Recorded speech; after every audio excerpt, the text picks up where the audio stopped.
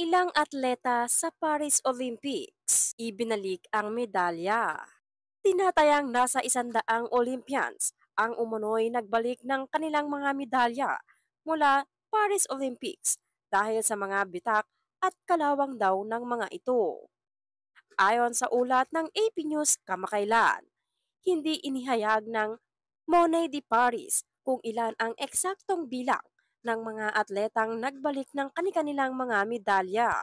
Bagamat ayon umano sa isang French website na La Letter ay umaabot daw sa 100 Olympians ang mga ito. Ang Money de Paris ang kanyang responsable sa paggawa ng mga medalya noong 2024 Paris Olympics kung saan tinatayang umabot sa 5,000 ang nagawa nilang mga medalya para sa naturang torneo. Target na rin daw ng naturang kumpanya na mapalitan ang lahat ng mga medalyang kumupas at nangalawang ngayong first quarter ng 2025.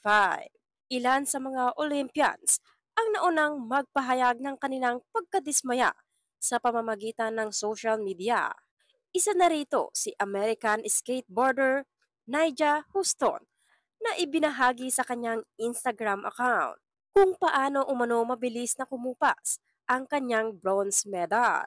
Nasundan din ito ng social media post ni na French swimmer Johan Endoy Broad at Clement Sachi kung saan inihalin tulad nila ang kanilang mga medalya sa crocodile skiing.